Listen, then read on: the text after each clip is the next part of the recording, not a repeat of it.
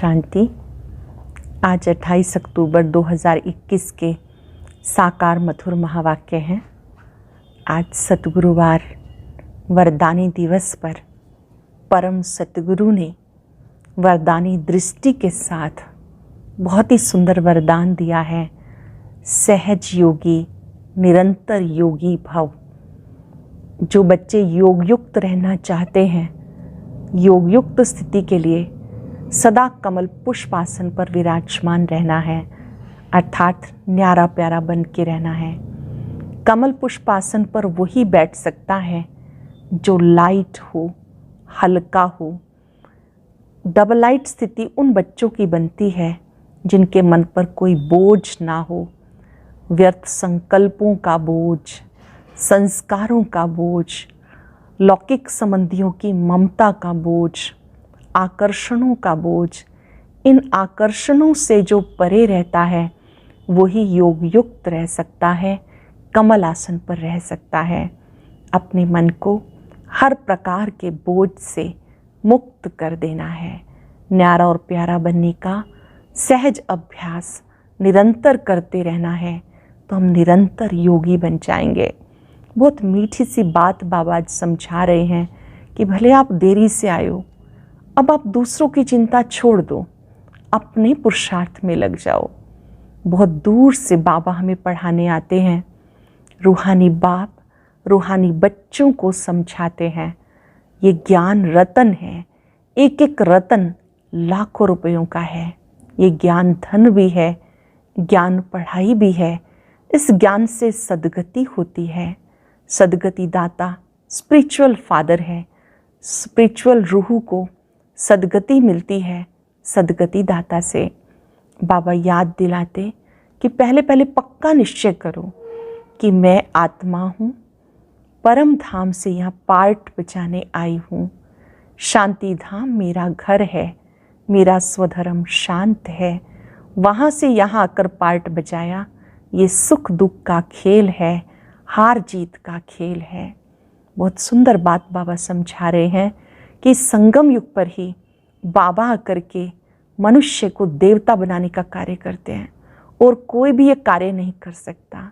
कोई भी मानव को देव नहीं बना सकता। और इसी समय हम भगवान वाच सुनते हैं। स्वयं भगवान रूहों को आकर के पढ़ाते हैं, ज्ञान देकर रूप बसंत बनाते हैं। अब तक कहते थे आशीर्वाद करो, कृपा करो। बाबा से आशीर्वाद मांगने की आवश्यकता नहीं। बाबा को याद करना मतलब कमाई जमा करना। अमृत वेले के समय में बाबा को याद कर कमाई जमा करनी है। आशीर्वाद करें तो सब स्वर्ग के मालिक बन जाएं। हर बच्चे को याद का पुरुषार्थ करना है। कैसे भी करके चलते फिरते उठते बैठते एक बाबा को याद करना है, जिससे आत्मा पावन बन जाएगी। ये सस्ता सौदा है। कोई विरला ये सस्ता दे, कोई विरला ही ये सौदा स्वीकार करता है। बाबा कहते ये अविनाशी कमाई जमा करने का समय है। गाते हैं चढ़ती कला तेरे भाने सर्व का भला। इसी समय सद्गति दाता सबको सद्गति देते हैं। इसलिए यहाँ आशीर्वाद की कोई बात नहीं, पुरुषार्थ फर्स्ट। बाबा ने समझाया ये सीढ़ी का चित्र बहुत ही अच्छा है, जिसमें दिखाया है कि कैसे 84 जन्म लेते नीचे आ जाते हैं। ताज उतर जाता है द्वापर युग से, आत्मा पतित बन जाती है। फिर से सतो प्रधान बनना है, उसके लिए बाबा को याद करना है। बाबा याद दिला रहे हैं कि आप बच्चों को बहुत बहुत मीठा बनना है। कोई क्रोध भी करे, आपको क्रोध नहीं करना, शांत रहना है। ये ताबीज़ मुख में डाल लो कि हम अपने स्वधर्म में स्थित रहेंगे। माया तरह तरह के विघ्न डालती है, याद में रहने नहीं देती, कभी क्रोध दिला देती। बाबा कहते हैं आप बच्चे देवता बनने के लिए आए हो तो आपको बहुत शांत रहना है, बहुत मीठा बनना है। देवताएं कभी किसी को दुख नहीं देते। आप स्वर्ग के परिजादे बनते हो तो अच्छी रीति पढ़ाई पढ़ो। बूढ़ी बूढ़ी माताओं को समझाते हुए बाबा ने कहा बहुत सारी बातें याद नहीं रहती, कोई बात नहीं, 2 बातें याद करो, अल्लफ और बे। अल्लफ अल्लाह, बे बादशाही। अभी हम सुख धाम में जा रहे हैं दुख धाम को भूल जाना है, पहले शांति धाम जाएंगे। पूरे चक्र की स्मृति दिलाते बाबा बच्चों को पक्का करा रहे हैं कि बच्चे निरंतर योगी भव, सहज योगी भव। आज जो भी बोझ है सब बाबा को दे देंगे, अनुभव करेंगे मैं निरंतर योगी हूँ।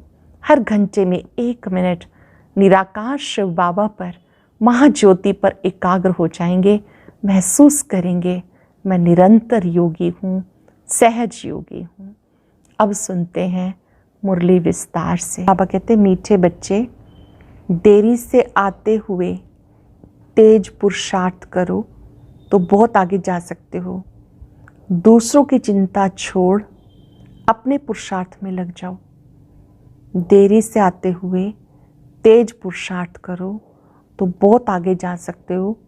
दूसरों की चिंता छोड़ अपने पुरुषार्थ में लग जाओ। क्वेश्चन है, कौन सा कर्तव्य एक बाप का है जो कोई मनुष्य का नहीं हो सकता? कौन सा कर्तव्य बाबा का है जो किसी भी मनुष्य का नहीं हो सकता?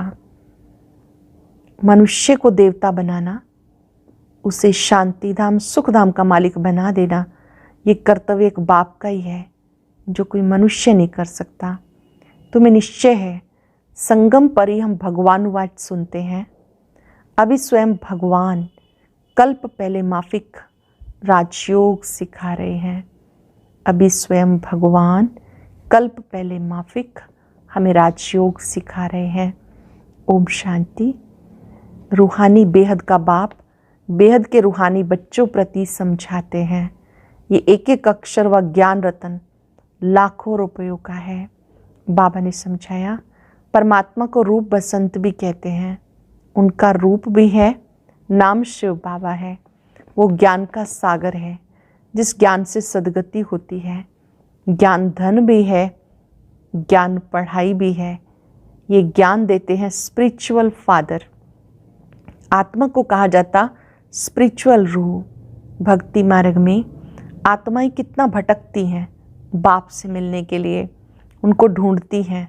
समझते भी भगवान एक शिव है, फिर भी ढूंढते रहते। बाबा आकर समझाते, हे रूहानी बच्चे, तुम तो अविनाशी हो, परम धाम के रहने वाले हो।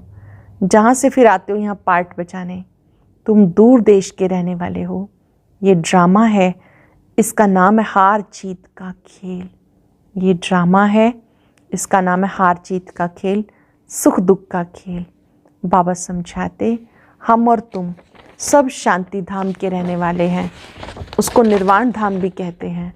पहले तो ये निश्चय करना है हम वहाँ के रहने वाले हैं। हम आत्मा का स्वधर्म है शांत। आत्मा बिंदी में सारा अविनाशी पार्ट नूंधा हुआ है। बाप पढ़ाते भी तुमको हैं। तुम दुनिया वाले मनुष्यों की चिंता करते हो।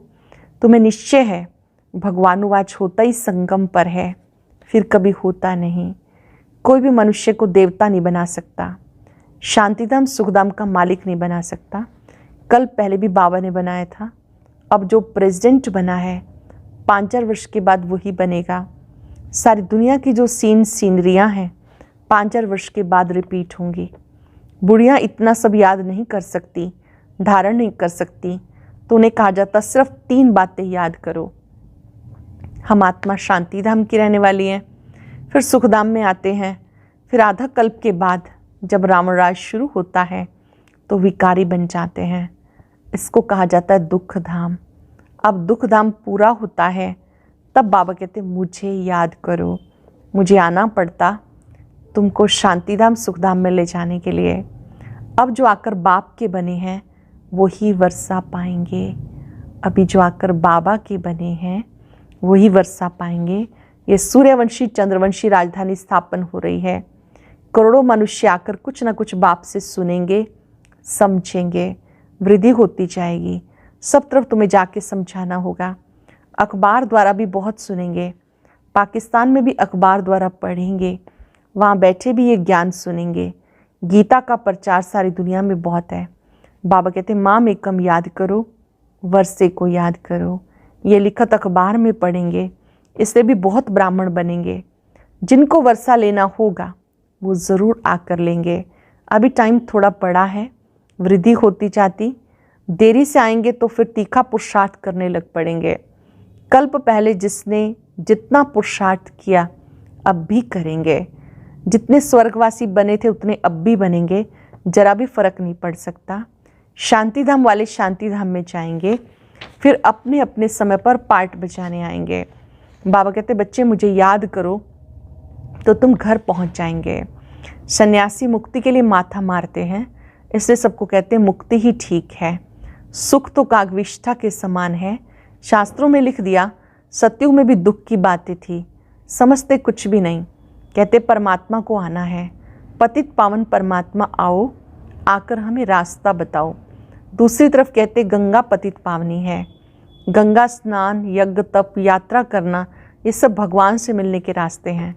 जबकि बुलाते हो परमात्मा को, फिर क्यों भटकते हो? ये सब भक्ति मार्ग की नूंद है। मनुष्यों को जो आता सो बोलते रहते, कितनी मेहनत करते परमात्मा से मिलने के लिए। अब भगवान से मिलने भगत जाएंगे या भगवान को आना पड़ेगा? पतित परमात्मा ये तो कभी कह नहीं सकते। बाप कहते हैं मैं आया हूँ तुम्हें ले जाने के लिए। सब आत्माओं का पंडा एक है, तुम भी पवित्र बन उनके पीछे चले जाएंगे। साजन तुम्हें ज्ञान रत्नों से श्रृंगारते हैं महाराजा महारानी बनाने के लिए। बाबा आत्माओं का श्रृंगार करते हैं महाराजा महारानी बनाने के लिए। बाकी श्री कृष्ण के लिए दिखाते हैं फलानी को भगाया, पटरानी बनाया, ये बातें लगती नहीं। तुम बच्चे जानते हो हम स्वर्ग की महारानी बनेंगे। तुम ही स्वर्गवासी थे, अब बाप फिर बनाने आया है। 84 जन्मों की बात है, 84 लाख जन्म को याद कर ना सके। सतयुग को लाखों वर्ष दे दिए, त्रेता को कम कर दिए, ये तो हिसाब ही नहीं बनता। बाबा कितना सहज बताते, सिर्फ 2 बातें याद करो, अल्लाह और बे, तो तुम पवित्र भी बनेंगे, उड़ भी सकेंगे, ऊंच पद भी पाएंगे। अल्लाह, अल्लाह, बे, बादशाही। अगर ये 2 बातें याद करेंगे तो पवित्र भी बनेंगे, उड़ सकेंगे परम धाम जाने के लिए, ऊंच पद भी पाएंगे। तो ये ओना रखना चाहिए, कैसे भी करके हमें बाबा को याद करना है। माया के तूफान भी आएंगे, परंतु हार नहीं खाना। भले कोई क्रोध करे, परंतु तुम नहीं बोलो। सन्यासी कहते हैं मुख में ताबीज़ डाल दो, तो वह बोल बोल कर चुप हो जाएंगे। बाबा कहते कोई क्रोध से बोले तो तुम शांत होकर देखते रहो। कोई भी हालत में तुम्हें शिव बाबा को याद करना है। बाबा की याद से वर्षा भी याद आएगा। तुम्हारे अतीन्द्रिय सुख का गायन है, हम 21 जन्म के लिए स्वर्ग के परिजादे बनेंगे, वहाँ दुख का नाम भी नहीं होगा। तुम 50-60 जन्म सुख भोगते हो, सुख का हिसाब जांचती है। सुख दुख इक्वल हो तो फ़ायदा ही क्या? तुम्हारे पास धन भी बहुत होता है। कुछ समय पहले यहाँ भी बहुत सस्ता अनाज था, राजाओं की बड़ी राजाई थी। बाबा ने 10 आने मन बाजरी बेची है, तो उनसे भी आगे कितनी सस्ताई होगी। मनुष्य थोड़े होंगे, अन्न की परवाह नहीं होगी। अब ये तो याद रहना चाहिए कि पहले हम घर जाकर फिर नई दुनिया में आकर पार्ट बचाएंगे। पहले हम घर जाएंगे, फिर नई दुनिया में पार्ट बचाएंगे। वहाँ हमारा शरीर भी सतो प्रधान तत्वों से बनेगा। अब 5 तत्व बिल्कुल पतित तमो प्रधान बन गए। आत्मा और शरीर दोनों पतित हैं, वहाँ शरीर रोगी नहीं होता। ये सब समझने की बातें हैं। बच्चों को यहाँ अच्छी रीति समझाते, फिर घर में जाके भूल जाते हैं। यहाँ बादल भरकर कितना खुश होते, बाहर जाने से भूल जाते हैं। आगे रास विलास बहुत चलता था, फिर वो सब बंद कर दिया। पहले ध्यान दीदार का पार्ट चला, जब ध्यान में जाते थे तो रास आदि करते थे, फिर वो पार्ट बंद कर दिया। मनुष्य समझते थे जादू है। भक्ति में जब नोंदा भक्ति करते हैं तब मुश्किल साक्षात्कार होता। यहाँ भक्ति की तो बात ही नहीं, बैठे बैठे साक्षात्कार में चले जाते थे, इसलिए जादू समझते थे। आजकल दुनिया में कितने भगवान बन गए, नाम रखते हैं सीता राम, राधा कृष्ण। कहाँ वो स्वर्ग के मालिक और कहाँ ये नरकवासी। इस समय सब नरकवासी हैं। सीढ़ी में साफ दिखाया है। सीढ़ी बच्चों ने अपने विचार सागर मंथन से बनाई, बाबा देख के खुश हुआ। सीढ़ी में सब बातें आ जाती हैं। सीढ़ी का जो चित्र है, इसमें 84 जन्मों की कहानी, भारत के उत्थान पतन की कहानी है, ये बहुत अच्छी बनी हुई है। द्वापर से विकारी राजाएं कैसे भक्ति करते करते नीचे आए, अभी कोई ताज नहीं। चित्र पे समझाना सहज होता। 84 जन्मों में कैसे उतरती कला होती, फिर चढ़ती कला कैसे होती। गाते हैं चढ़ती कला तेरे भाने सर्व का भला। बाबा आकर सबको सुख देते, सब पुकारते हैं बाबा हमारे दुख हरो सुख दो, परंतु कैसे दुख हरते हैं, सुख कैसे मिलता है, किसी को भी पता नहीं है। बाबा कैसे दुख हरते हैं, सुख कैसे मिलता है, किसी को पता नहीं। आजकल मनुष्य गीता कंठ करके सुनाते, नटशल में अर्थ समझा देते, संस्कृत में श्लोक कंठ करके सुनाते, कह देते ये महात्मा अच्छा है। लाखों मनुष्य जाके पाँव पड़ते। उस पढ़ाई में, लौकिक पढ़ाई में 15-20 वर्ष लग जाते। उनमें कोई बुद्धिवान होते तो झट श्लोक आदि कंठ करके सुनाने लगते। उनके पास ढेर पैसे इकट्ठे हो जाते। ये सब कमाई के रास्ते हैं। जब कोई देवाला मारता है तो जाकर संन्यास धारण करता है, तो सब चिंताएं दूर हो जाती हैं। फिर कुछ ना कुछ मंत्र जंत्र याद कर लेते, चक्र लगाते रहते। ट्रेन में भी चक्र लगाते रहते। यहाँ तो बाबा कहते अपने को आत्मा समझ, मुझ बाप को याद करो। बाप और आत्मा ये सब निराकारी दुनिया में रहती हैं, वहाँ से साकारी दुनिया में आती हैं पार्ट बजाने। अब नाटक पूरा होता है। तुम तमो प्रधान होने के कारण वापस नहीं जा सकते। इस समय आत्माएं तमो प्रधान है, इसलिए कोई वापस नहीं जा सकते। अब बाबा आया है तुम्हें सतो प्रधान बनाने। सब अपने घर जाएंगे। बाकी स्वर्ग में सिर्फ देवी देवताओं का राज्य होगा। शांति धाम, सुख धाम, दुख धाम कब कब था ये भी किसी की बुद्धि में नहीं आएगा, क्योंकि घोर अंधियारे में है। समझते कलयुग का अंत अर्जुन इतने हजार वर्ष के बाद होगा, कोई हिसाब ही नहीं। मनुष्य बढ़ते जाते, अन्न मिलता नहीं। 40,000 वर्ष अभी और हो तो पता नहीं क्या हो जाए।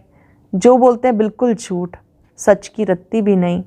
अब बाबा सिखाते रावण पर कैसे विजय पानी है। रावण पर जीत तुम पाते हो, सारी दुनिया को रावण से छुड़ा देते हो। तुम्हारी शक्ति सेना है, तुम भारत को स्वर्ग बना रहे हो। कितनी अच्छी अच्छी बातें समझाते। फिर तुम्हें बाप और वर्षे को याद कर कितना खुश रहना चाहिए। बाबा कितनी अच्छी बातें बताते, फिर बाप और वर्षे को याद कर कितना खुश रहना चाहिए। ज्ञान मार्ग में खुशी बहुत होती। अब बाबा आया है, अब हम इस पुरानी दुनिया से गए कि गए। बाबा को याद करने से सतो प्रधान बनेंगे, नहीं तो सजाएं खानी पड़ेंगी। फिर करके रोटी टुकड़ा मिलेगा, इससे क्या फ़ायदा। जितना हो सके अपना पुरुषार्थ करना है, श्रीमत पे चलना है। कदम कदम पर बाबा से राय लेनी है। कोई कहते बाबा धंधे में झूठ बोलना पड़ता है।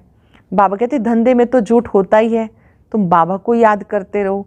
ऐसे नहीं कि विकार में जाके फिर कहो मैं बाबा की याद में था। नहीं, विकार में गए तो मरे। ये तो बाप के साथ प्रतिज्ञा की है ना।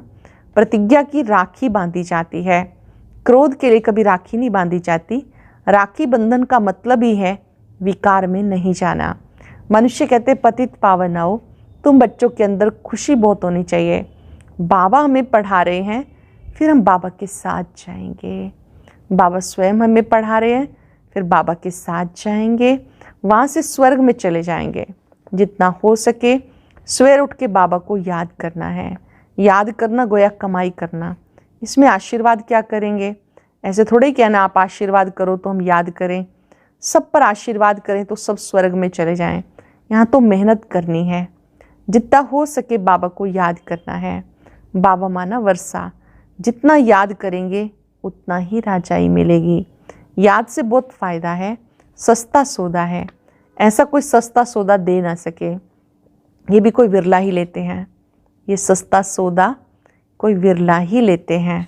अच्छा, मीठे मीठे सिक्के लदे बच्चों प्रति माता पिता बाप दादा का याद प्यार, गुड मॉर्निंग। रूहानी बाप की रूहानी बच्चों को नमस्ते। रूहानी बच्चों की रूहानी बाप दादा को नमस्ते, गुड मॉर्निंग। शुक्रिया बाबा, शुक्रिया। धारणा के लिए सार। कुछ सेकंड साइलेंस में बैठे, अपने आप से पूछें आज मेरे बाबा ने मुझे क्या समझाया। ध्यान से सुनेंगे। जब कोई क्रोध करता है तो बहुत बहुत शांत रहना है। क्रोधी के साथ क्रोधी नहीं बन जाना। माया के किसी भी तूफान से हारना नहीं है। सवेरे सवेरे बाबा को याद करना है, अपनी कमाई जमा करनी है, पवित्रता की पक्की पक्की राखी बांधनी है। आज का वरदान, हर कर्म करते हुए कमल आसन पे विराजमान रहने वाले सहज व निरंतर योगी भव। हर कर्म करते हुए कमल आसन पे विराजमान रहने वाले सहज व निरंतर योगी भव। निरंतर योग युक्त रहने के लिए कमल पुष्प के आसन पर सदा विराजमान रहो। लेकिन कमल आसन पर वही स्थित रह सकते हैं जो लाइट हैं। किसी भी प्रकार का बोझ अर्थात बंधन ना हो। मन के संकल्पों का बोझ, संस्कारों का बोझ, दुनिया के विनाशी चीज़ों की आकर्षण का बोझ, लौकिक संबंधियों की मनमत का बोझ, जब ये सब बोझ खत्म हो तब कमल आसन पर विराजमान निरंतर योगी बन सकेंगे। बहुत सारे मन के ऊपर जो बोझ है वो समाप्त हों तब निरंतर योगी बन सकेंगे। अटेंशन देंगे मन के संकल्पों का बोझ, जब बहुत अधिक सोचते हैं, संस्कारों का बोझ, दुनिया के विनाशी चीज़ों की आकर्षण का बोझ, लौकिक संबंधियों की ममता का बोझ, जब ये सब बोझ खत्म हो तब कमल आसन पर विराजमान निरंतर योगी बन सकेंगे। श्लोक ने सहनशीलता का गुण धारण कर लो तो असत्यता का सहारा नहीं लेना पड़ेगा।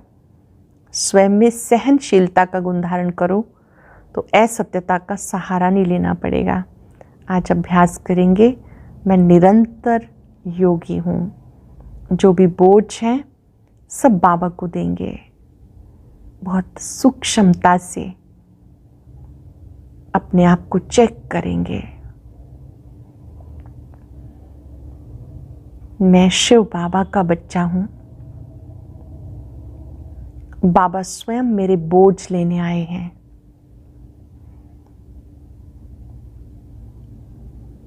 अब तक भी कोई बोझ है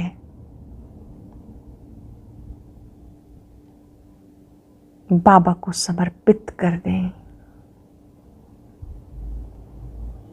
पुराने संस्कारों का बोझ, व्यर्थ सोच का बोझ,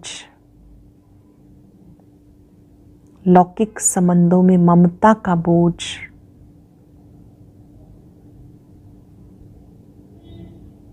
सब कुछ बाबा को दे दें।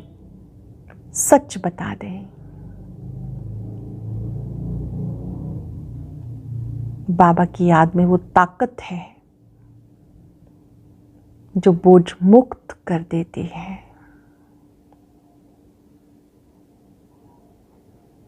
बाबा की शक्तियों को अपने में भरें। महसूस करें मैं बोझ मुक्त हूं, निरंतर योगी हूं।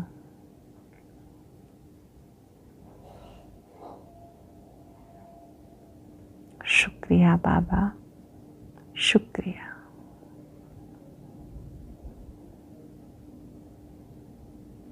ओम शांति शांति।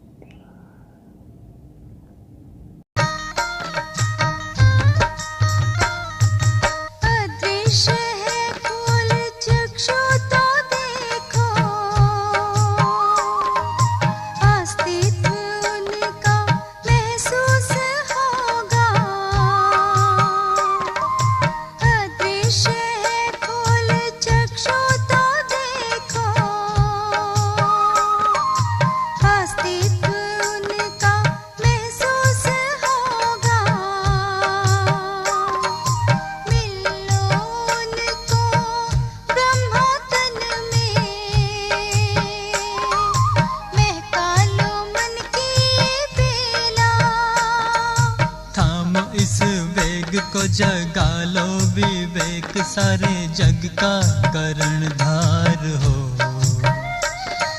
मुरली की तान बज रही।